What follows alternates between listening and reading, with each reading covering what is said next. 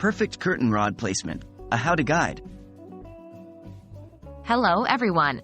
In today's guide, we'll be discussing a vital but often overlooked aspect of home decor: how far apart your curtain rod brackets should be placed. Getting this right ensures a beautiful, seamless look for your curtains and enhances the overall aesthetic of your room. What do I need to consider before placing my curtain rod brackets? Before getting started, you'll need to consider a few things. Firstly, the length of your curtain rod, which is typically influenced by the width of your window or the area you want to cover with the curtains. Secondly, the weight of the curtains you will be hanging on the rod. Heavy curtains require more support, hence, more brackets. So, how far apart should curtain rod brackets be? For an average-sized window, you'll generally need 3 brackets, one for each end of the rod and one in the middle. The end brackets should be placed about 3 to 6 inches beyond the window frame on each side.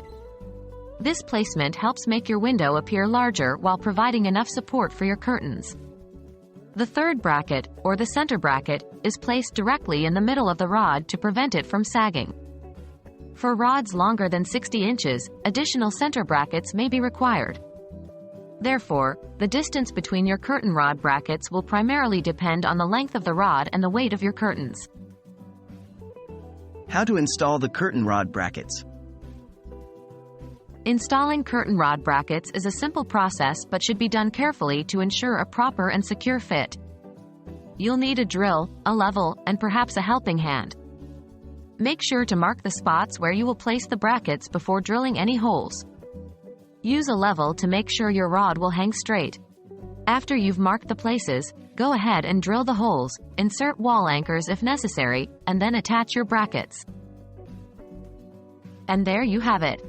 That's all there is to properly placing your curtain rod brackets. Remember, the key factors are the length of the rod and the weight of your curtains.